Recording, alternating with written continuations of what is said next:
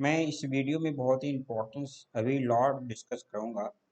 वो लॉ का नोटिफिकेशन भी दिखाऊंगा, फिर लॉ का जो है एक्ट भी जो है वो मैं दिखाऊंगा। वो लॉ रिलेटेड है पेपर लीक के लॉ से। जैसा कि आप जानते हैं कि पेपर लीक का अभी मामला जो है नीट अंडर ग्रेजुएट 2024 का जो है, फिर नेट यूजीसी 2024 का मामला जो है, फिर हर स्टेट में जो है police vacancy other other vacancy के मामले के लिए भी होते हैं।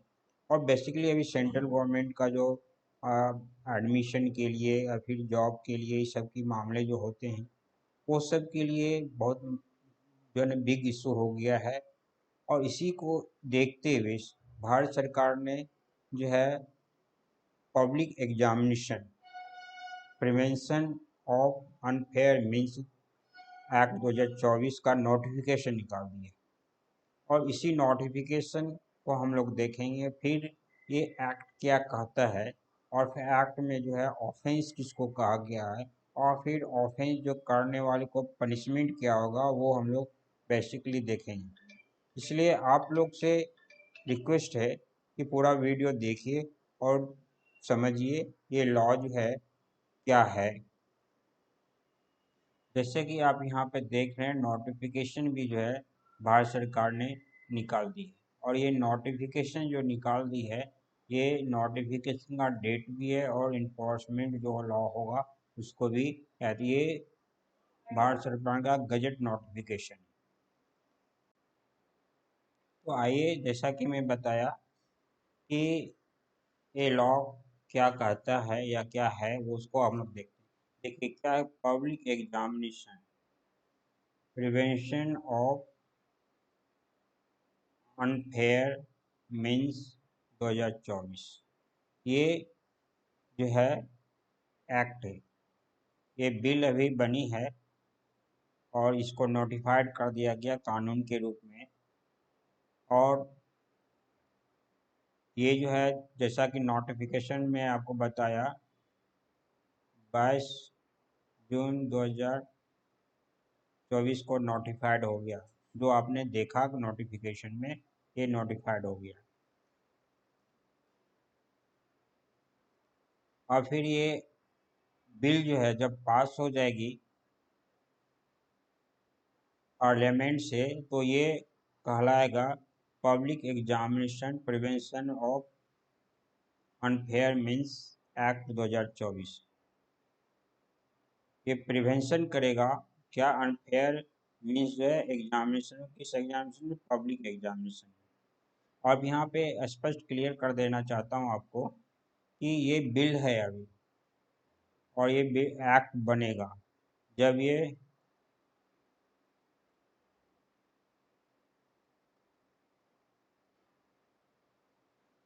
पार्लियामेंट से पास हो जाएगा। तो अब ये पास हुई नहीं, लेकिन ये नोटिफाइड कर दी गई है अप्लीकेबिलिटी का। जैसा कि मैं आपको बताया कि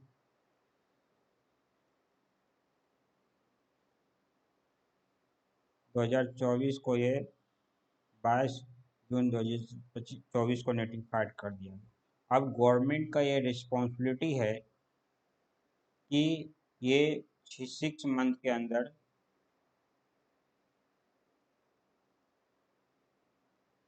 विद इन 6 मंथ इसको पार्लियामेंट से पास करा दें। क्योंकि जैसा कि आप को मैं बता दूं कि अगर कोई बिल पार्लियामेंट से पास नहीं हुई है, लेकिन उसके पास होने के पहले गवर्नमेंट अगर नोटिफाइड कर देती है उसकी अप्लीकेबिलिटी के बारे में, तो फिर वो बिल को 6 मंथ के अंतर्गत पास कराना पड़ता है। अगर नहीं पास कराएंगे गवर्नमेंट पार्लियामेंट से, तो फिर वो जो है एक्सपायर कर जाती। तो अभी जो है चांसेस है कि जब जुलाई 2024 में जो सेशन चलेगी, उसमें ये बिल पास करा लिया जाए। अब है कि आगे जो हम लोग देखा कि पास होने के बाद ये बिल जो है public examination prevention of unfair act कहलाएगा। अब है कि इसकी अप्लीकेबिलिटी, ये कहता है it shall come into force on such date government में बाय नोटिफिकेशन इन गजट। तो ऑलरेडी आपको गजट दिखा चुका हूँ, जो है उस गजट में इस बिल को नोटिफाइड कर दिया। मीन्स ये बिल जो है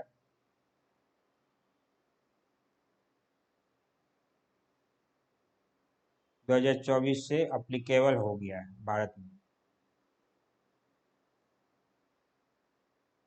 अब आगे जो है हम लोग डिफिनेशन पार्ट है सेक्शन 2। ये हम लोग ने सेक्शन 1 देखा था, ये हम लोग सेक्शन 1 देखा इस एक्ट का। अब हम लोग सेक्शन जो है 2 में कैंडिडेट का डिफिनेशन दिया है, तो ऑलरेडी कैंडिडेट आप जानते ही हैं। फिर जो है सेक्शन 2A में कैंडिडेट था, बी में कम्युनिकेशन डिवाइस के बारे में दिया है, फिर कॉम्पिटेंट अथॉरिटी के बारे में दिया है, वो सब आप लोग को पता है। कंप्यूटर नेटवर्क के बारे में दिया है, फिर कंडक्ट ऑफ पब्लिक एग्जामिनेशन का डिफिनेशन दिया है, फिर इंस्टीट्यूशन। ये जानने की जरूरत है इंस्टीट्यूशन का कि ये सब जो है सभी अभी ऑफेंस में काउंट होंगे। मीन्स ऑफेंस जबकि बात होगी तो उस समय इस सब वर्ड का रिलेशन होगा। तो यहाँ पे देख लिए इंस्टीट्यूशन किसको होता है, means any agency, organisation, body, association of person, business entity, company, partnership, single proprietorship firm by whatever name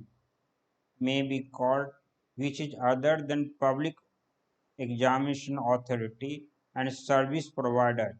engaged by such authority। Means institution जो है ना उसको कहा जाएगा जो कोई एजेंसी है या ऑर्गेनाइजेशन या बॉडी है या एसोसिएशन पर्सन है, बिजनेस एंटिटी है, कंपनी है, पार्टनरशिप या सोल प्रोप्राइटरशिप फर्म है, या किसी दूसरे से भी नाम से जाना जाता है। विच इज अदर देन, जो पब्लिक एग्जामिनेशन अथॉरिटी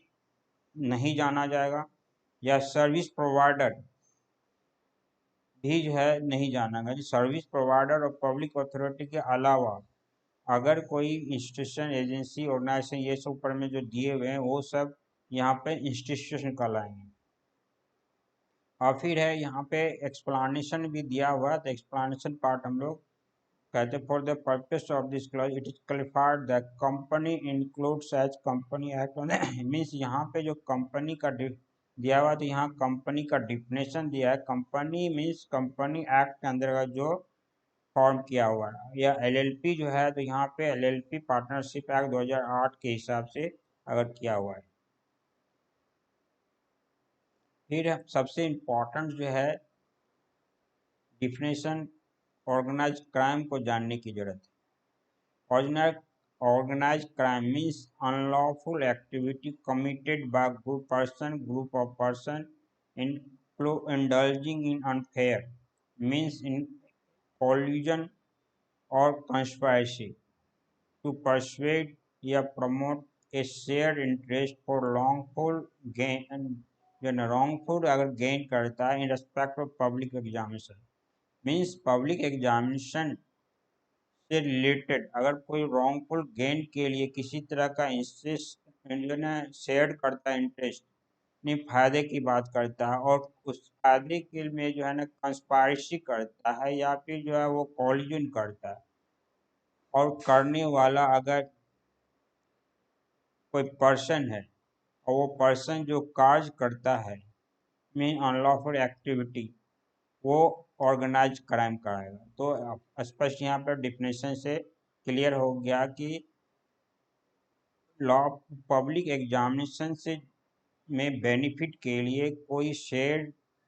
में फायदे की बात करता है,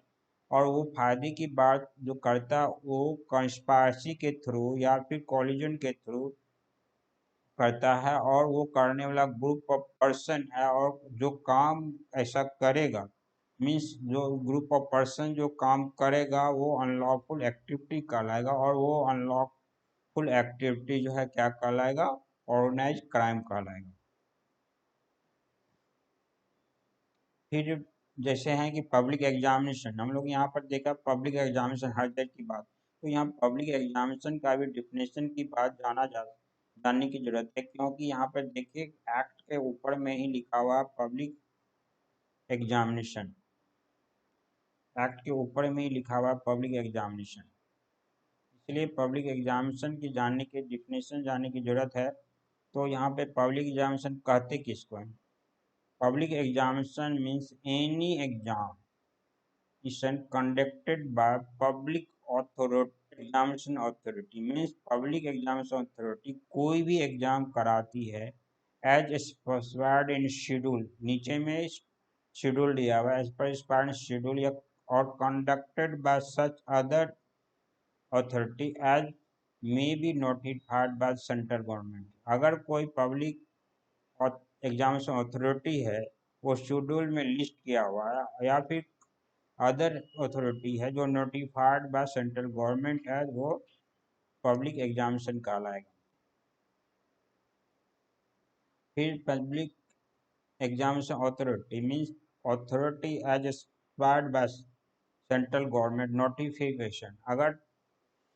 नोटिफिकेशन के थ्रू काम time to time central government जब भी अगर पब्लिक अथॉरिटी को नोटिफाइड कराएगा, वही इस तरह पब्लिक एग्जामिनेशन की का कंडक्ट कराएगा, वो पब्लिक अथॉरिटी कहलाएगा। तो ये सब देखिए मेन मेन हम लोग यहाँ पर डिफिनेशन देखेंगे, क्योंकि जो है सर ये सेक्शन जो है ना बहुत बड़ा है, और एक्ट जो है, तो इस एक्ट को हम लोग मेन मेन डिफिनेशन, ऐसे हम इस एक्ट को डिफिनेशन में लगा दूंगा, डिस्क्रिप्शन में लगा दूंगा, तो आप वहाँ से देख सकते हैं। तो यहाँ पे देखिए सबसे बड़ा इम्पोर्टेंस इसका है डिफिनेशन, सर्विस प्रोवाइडर। ये सर्विस प्रोवाइडर जो ऑफेंस होगा तो इसमें इसके बहुत ज़्यादा जो है नाम आई है। सर्विस प्रोवाइडर का डिफिनेशन जानना हर आदमी के लिए जरूरी है। Service provider means any agency, organisation, body, institution of person, association of person, business entity, company, partnership firm, single partnership firm, या including its associates, subcontractor, provider of support of a computer resources, any method by whatever name it may be called, which is engaged by public examination authority for conduct of the public examination. कहने का अर्थ हुआ कि public authority जो है, ये जो public authority है, ये पब्लिक एग्जामिनेशन को कंडक्ट कराने के लिए कोई भी एजेंसी को, ऑर्गेनाइजेशन को, बॉडी को,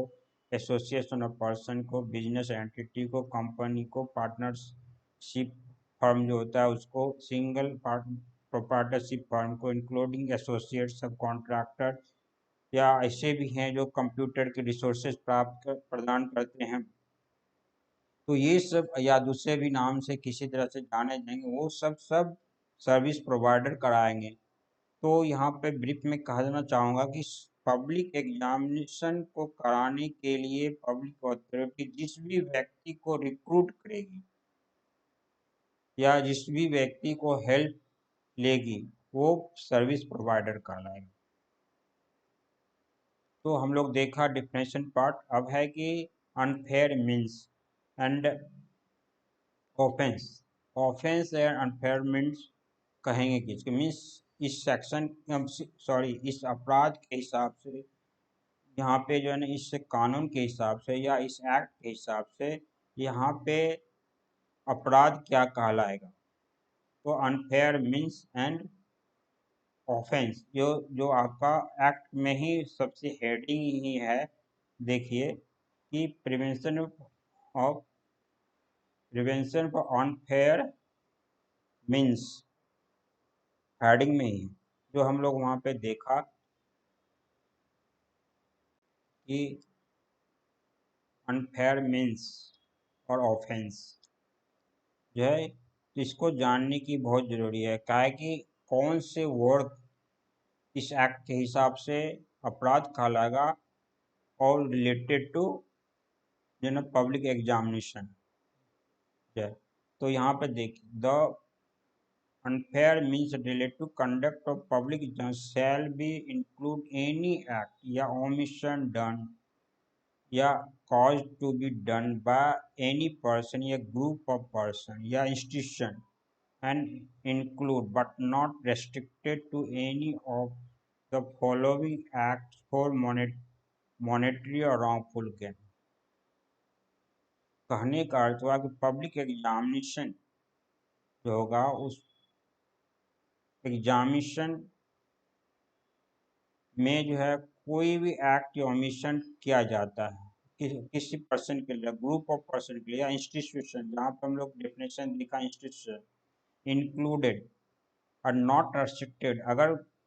रेस्ट्रिक्ट भी नहीं है, दूसरा भी वो आदमी हो सकता है, पर्सन या इंस्टीट्यूशन के अलावा न, और एनी है एक्ट ऑफ मॉनेटरी, अगर मॉनेटरी बेनिफिट के लिए भी किया जाता है और या फिर जो है ना रॉन्गफुल गेन के लिए किया जाता है, तो यहाँ पे ये offence and public unfair means के अंतर्गत आएगा। अब है क्या कि नीचे देखिए डिफेंस जो है क्या करता है, जैसे लीकेज ऑफ क्वेश्चन पेपर या आंसर की पार्ट देयर, अगर लीकेज किसी तरह का क्वेश्चन पेपर का या आंसर शीट का होता है, तो पार्टिसिपेंट कॉल्यूजन या with other leakage of question, अगर लीक करने में क्वेश्चन या आंसर पेपर या क्वेश्चन जो है ना कि आंसर की हो या क्वेश्चन की हो, इस सब को लीक किया जाता है, उसमें अगर इन्वॉल्वता पाई जाती है तो फिर ये भी ऑफेंस अपराध कहलाएगा। फिर एक्सेशन या टेकिंग ऑफ क्वेश्चन पेपर या क्वेश्चन पेपर का आप एक्सेस करते हैं, मीन्स क्वेश्चन पेपर जहाँ पर रहती है एग्जाम के पहले, वहाँ पे अगर आपके पहुँच हो जाती है या फिर आप उसको प्राप्त कर लेते हैं, या फिर ऑप्टिकल मार्क रिकॉग्निशन के रिस्पॉन्सिबिलिटी अथॉरिटी होती, तो ये सब के भी अपराध इससे कहलाएगा। फिर प्रोवाइडिंग सॉल्यूशन, अगर किसी व्यक्ति को, स्टूडेंट को, कोई व्यक्ति अगर सॉल्यूशन प्रोवाइड कर रहा है और वो अनऑथराइज्ड पर्सन है, तो वो फिर जो है ना ड्यूरिंग द एग्जामिनेशन, तो वो फिर ऑफेंस कहलाएगा।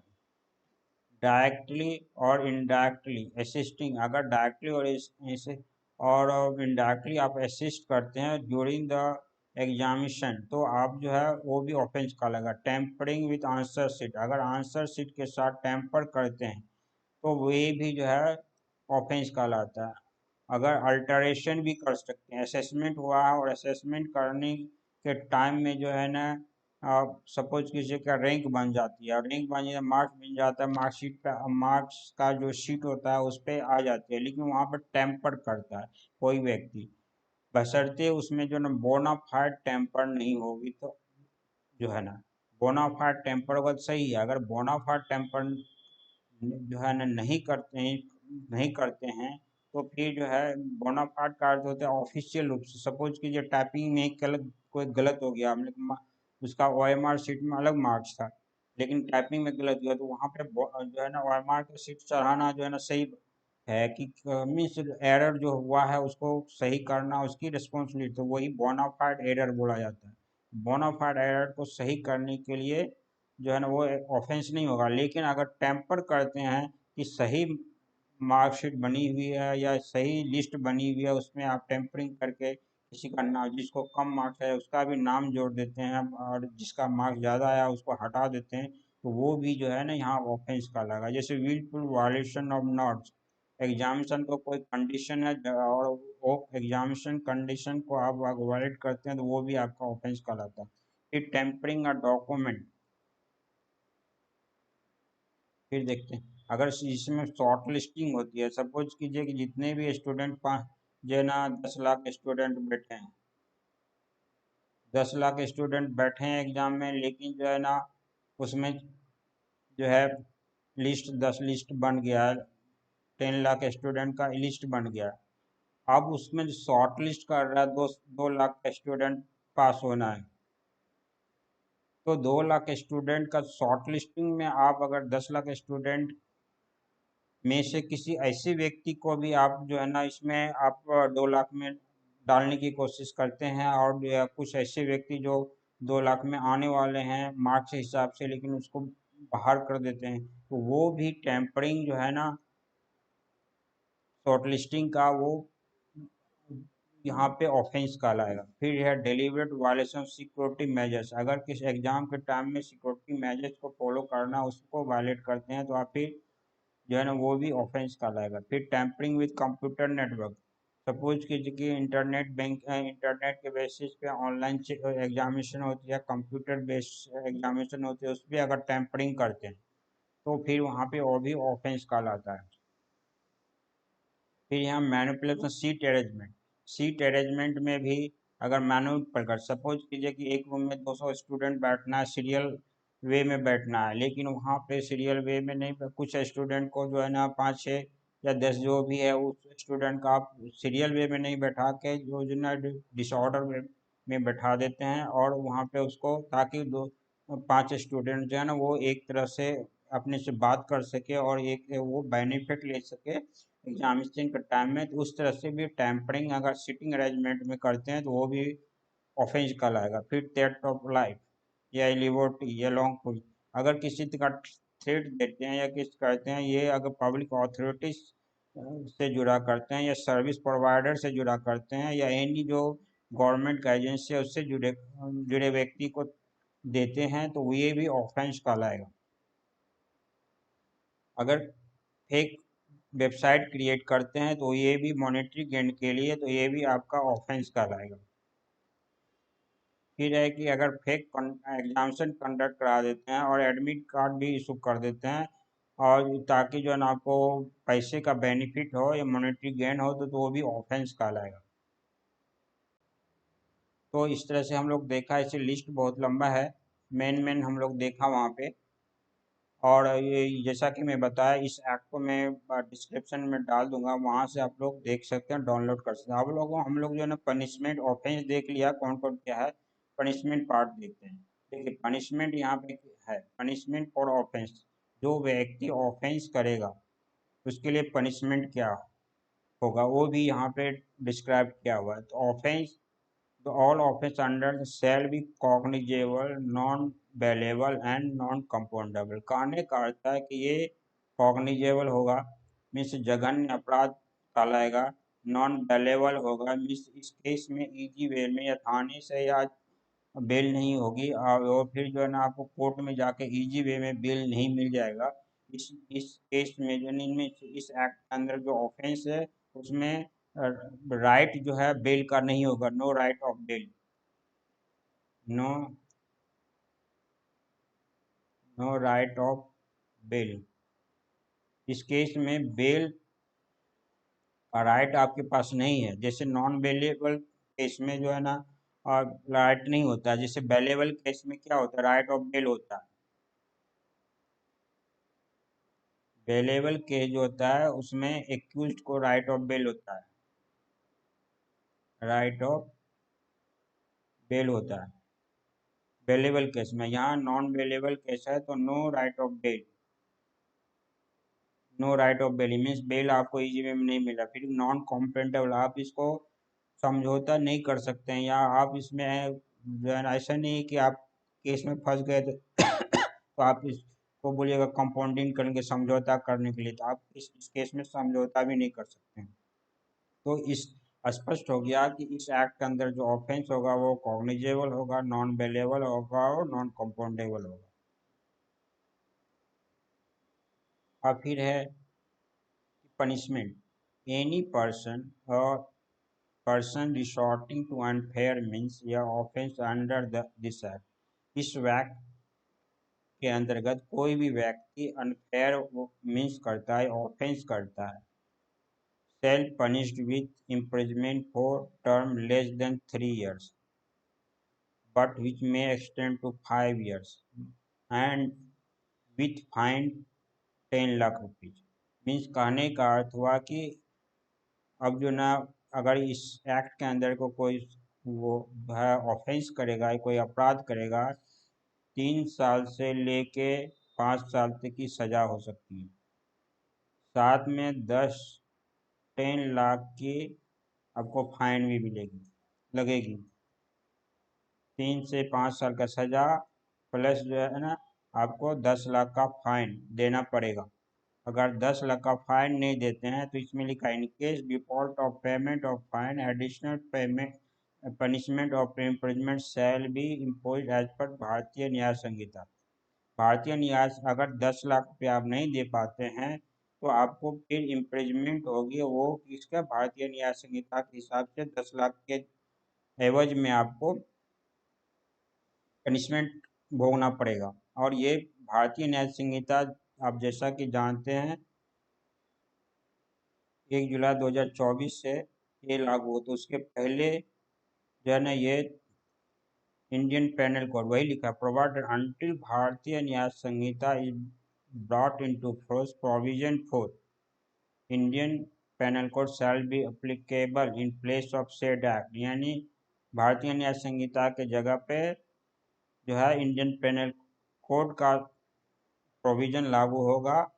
जब तक वो भारतीय न्याय संहिता लागू नहीं हो जाता। मीन्स इंडियन भारतीय न्याय संहिता 1 जुलाई 2024 से चल रहा है, तो 30 जून 2024 तक इंडियन पेनल कोड काम करेगा। और फिर आगे पनिशमेंट में है द सर्विस प्रोवाइडर। देखिए वहाँ पर हम लोग डिफिनेशन में कहा था कि आपको बहुत इम्पोर्टेंस है सर्विस प्रोवाइडर जानने की। Service provider shall be liable to be punish with imposition of fine to 1 crore rupees and proportionate cost of examination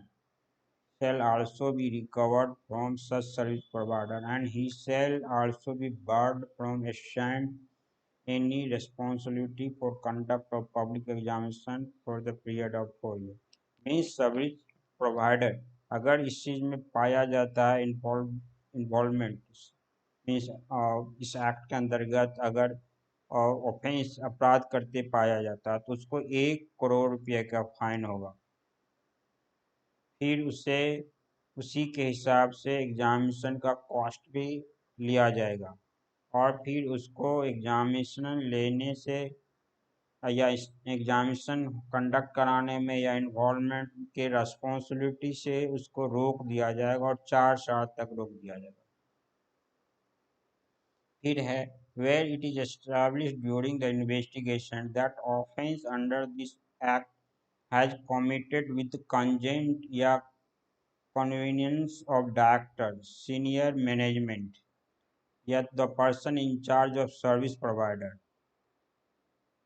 कहने का अर्थ अगर इन्वेस्टिगेशन सपोज ये लीक हो जाती है एग्जाम या कुछ का क्वेश्चन पेपर या कुछ इस तरह का अपराध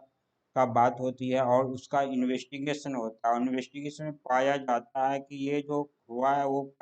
सहमति से हुआ है, किसका डायरेक्टर के सहमति से हुआ है, पब्लिक अथॉरिटी जो है एग्जामिनेशन अथॉरिटी का डायरेक्टर उसके सहमति या सीनियर लेवल का मैनेजमेंट जो हो सकता है उससे या फिर पर्सन जो सर्विस प्रोवाइडर है उससे, तो ही का सहमति से अगर क्वेश्चन आउट हुई है तो या किसी तरह का सेंटर पे चोरी हो रही है उसमें चोरी करवाने में सर्विस प्रोवाइडर का डिफिनेशन जैसे बता सर्विस प्रोवाइडर इन्वॉल्व है या फिर वहाँ पे डायरेक्टर इन्वॉल्व है या मैनेजमेंट इन्वॉल्व है, तो यहाँ पे ही shall be liable for punishment for not less than 3 years which में एक्सटेंड टू 5 years। मीन्स यहाँ से 3 years से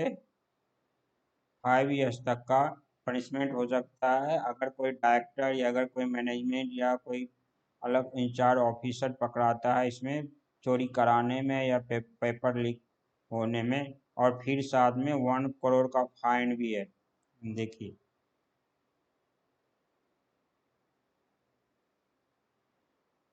1 करोड़ का फाइन भी है, यानी दोनों आपको भोगना पड़ेगा जो भी सर्विस प्रोवाइडर है। अगर फाइन नहीं देंगे तो जैसा ऊपर देखे हम लोग प्रोविजन भारतीय न्याय संहिता के हिसाब से आपको जो है वो फाइन के जगह पे आपको जेल टर्म भोगना पड़ेगा। फिर यहीं पे देखा कि भारतीय न्याय संहिता अगर जब तक आप अप्लीकेबल नहीं होता है तो इंडियन पेनल कोड से काम होगा वहाँ। फिर यहाँ पे देखिए nothing content in self render any such person liable to any punishment under this act if he prove that the offense was committed without his knowledge and that he exercised all due diligence to prevent the commission of such offense। कहने का अर्थ हुआ कि कोई ऐसा व्यक्ति है जिसको पता नहीं है कि यहाँ पे इस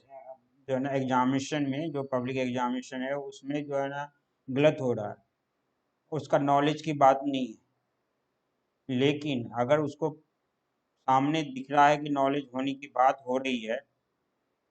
तो वो व्यक्ति कोशिश करता है कि ये ऑफेंस जो है ना, ये अपराध, यानी सपोज कीजिए कि कोई व्यक्ति है, वो कोई व्यक्ति जो है ना एक्स है, जिसको पता चलता है कि क्वेश्चन आउट होने वाला है, तो क्वेश्चन आउट होने वाला तो ये, और एक्स जो है ना ये कोशिश करता है क्वेश्चन आउट नहीं हो, वो गवर्नमेंट का अथॉरिटी को बता देती है, पुलिस स्टेशन में बता देती है या कंप्लेंट कर देता है कि क्वेश्चन आउट होने वाला है, तो ये व्यक्ति को सजा नहीं मिलेगी। और फिर एक सेक्शन 11 जो है बोलता है, इफ ए पर्सन या group a person including examination authority या सर्विस प्रोवाइडर या एनी कमिट्स ऑर्गेनाइज क्राइम, जैसा कि हम लोग वहाँ पर डिफिनेशन देखा ऑर्गेनाइज क्राइम, ऑर्गेनाइज क्राइम ही shall be punished with imprisonment not less than 5 years but is में 10 to 10 years and not less than, fine भी उसको देना पड़ेगा 1 crore का। अगर फाइन नहीं देता है तो एडिशनल उसको इम्प्रिजमेंट भारतीय न्याय संहिता से के हिसाब से मिलेगा, और जब तक भारतीय न्याय संहिता लागू नहीं हुआ तब तक जो है ना इंडियन पेनल कोड के हिसाब से। दिखाने का है कि कोई भी पर्सन है या ग्रुप पर पर्सन है, वो ग्रुप एग्जाम में अथॉरिटी से जुड़ा हुआ हो या फिर जो है ना वो सर्विस प्रोवाइडर हो या फिर जो इंस्टीट्यूशन से हो जाए, और वो ऑर्गेनाइज क्राइम, जैसा कि ऊपर में हम लोग देखा definition organise crime, organise crime कराने में जो है ना वो इन्वॉल्वता पाई जाती है या उसकी इन्वॉल्वमेंट पाई जाती है, तो फिर उसको जो है ना सजा जो है लेस देन 5 years, 5 साल से लेके 10 साल तक सजा होगी। फिर 1 crore पे उसको फाइन भी लगेगा, अगर फाइन नहीं देगा तो फिर जेल भोगना पड़ेगा उसको। फिर चाल जो है नेक्स्ट जो है, अब देखिए, if an institution involve in committing organise crime its property shall be subject to attached या फॉरफिटेड या professional cost of examination shall be, अगर कोई इंस्टीट्यूशन, जैसा कि इंस्टीट्यूशन का डिफिनेशन आगे में बताया, वो अगर इन्वॉल्व पाया जाता है ऑर्गेनाइज क्राइम कराने में, ऑर्गेनाइज क्राइम का भी आगे डिफिनेशन देखे, तो उसकी प्रॉपर्टी अटैच होगी, फॉरफिट होगी, और उससे एंड देखते हैं सब कुछ यहाँ पे एंड और कुछ नहीं लगा हुआ है, ऐसा नहीं, बहुत पहले के कानून में देखते हैं और होता था, या तो ये या तो वो या तो ये, ऐसे नहीं, अब है कि ये भी एंड हो गया, एंड हो गया, ये भी करना होना पड़ेगा आपके पास। मीन्स आपके पास पहले क्या था कि इम्प्रिजमेंट और फाइन, या और दोनों, बोथ, इम्प्रिजमेंट है या फाइन है या दोनों है, लेकिन अब है कि नहीं, इम्प्रिजमेंट, इसमें क्या है कि इम्प्रिजमेंट भी है और फाइन भी है। तो हम लोग यहाँ पे पनिशमेंट पार्ट देखा यहाँ पे कि पनिशमेंट क्या, अब है कि इन्वेस्टिगेशन की, इस तरह का ऑफेंस है, इस तरह का अपराध होगा, उसका इन्वेस्टिगेशन कौन करेगा। देखिए यहाँ पे, an officer not below the rank of DSP, deputy superintendent of police, DSP, यानी मीन्स डीएसपी लेवल का है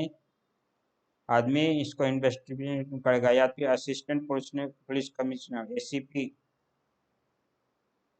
एसीपी लेवल का या डीएसपी लेकर का करेगा। यहाँ पे पुलिस स्टेशन लेवल में नहीं होगा, ये डीएसपी करेगा, या तो एसीपी ऑफिसर लेके करेंगे, यहाँ पे पुलिस स्टेशन लेके ऑफिसर, पुलिस स्टेशन लेवल के आदमी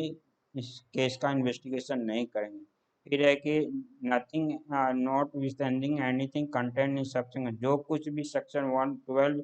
सब सेक्शन सब सेक्शन 1 में नहीं लिखा हुआ है वो सब, फिर है central government shall have power यानी सेंट्रल गवर्नमेंट को power to refer the investigation, इसको सेंट्रल एजेंसी को, मीन्स वो सीबीआई को कर सकती है, ईडी को भी कर सकती है, एनआई को भी कर सकते हैं। सीबीआई को नॉर्मली क्राइम के, ईडी को अगर मनी लॉन्ड्रिंग का केस पाया जाएगा, जैसे मॉनेटरी बेनिफिट देख रहे हैं आप, मॉनेटरी बेनिफिट के लिए अगर क्या आ जाएगा तो ये जो है ईडी भी आ सकती है। अगर इंडिया से बाहर कोई व्यक्ति बैठ के इस क्राइम को करना चाहेगा तो फिर जो है ना एनआई भी आ सकती है। तो फाइनली हम लोग इस वीडियो में देखा जो इस एक्ट में पनिशमेंट क्या है, और फिर जो ऑफेंस क्या है, और फिर इन्वेस्टिगेशन इसको क्या करता है। हम लोग का शेड्यूल जो है ना हम लोग देखते हैं, वहाँ देखिए शेड्यूल की बात कर रहा था। और दूसरी बात यहाँ पर एक समझने की चीज़ है, एक लॉ जो बनी है, ये लॉ पहले भी 1944 में बनी थी, अमेंडमेंट क्रिमिनल लॉ जो हुआ था उसमें। उसमें देखिए ये in criminal amendment 1942 I think 44, the schedule after serial number 5 entering there, वो वहाँ पे ये जो अमेंडमेंट जो ना क्रिमिनल लॉ जो था ऑर्डिनेंस 1944 में, उसमें जो है यहाँ पे सीरियल नंबर 5 के बाद सीरियल नंबर 6 जोड़ा गया है। और यहाँ पे जो जोड़ा गया पब्लिक एग्जामिनेशन के रूप में यहाँ पे जोड़ा गया। अब शेड्यूल है जो देखा आपने कि कौन कौन एग्जामिनेशन का शेड्यूल, देखिए यहाँ पे देखिए लिखा हुआ है शेड्यूल, जो बहुत पहले हम लोग देखा था schedule, any examination conducted by UPSC के द्वारा, स्टाफ सिलेक्शन के द्वारा, रेलवे रिक्रूटमेंट के द्वारा, इंडियन बैंकिंग एसोसिएशन के द्वारा, मिनिस्ट्री ऑफ और डिपार्टमेंट ऑफ सेंट्रल गवर्नमेंट या देयर अटैच्ड सबऑर्डिनेट ऑफिसर, इस सब के द्वारा,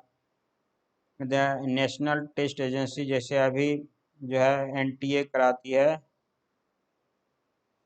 इसका नीट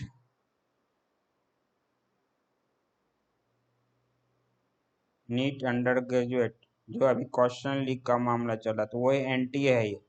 अदर दो ऐसे भी एजेंसी को सेंट्रल गवर्नमेंट जिसको नोटिफाइड किया करेगा वो या करता है, वो भी इस शेड्यूल के अंदर आया। तो हम लोग इस वीडियो में पूरा सेक्शन को समझने की कोशिश किया, और जो सेक्शन के समझने की कोशिश किया वो अपने में समझ गए होंगे। अब इस वीडियो में इतना ही। Thank you.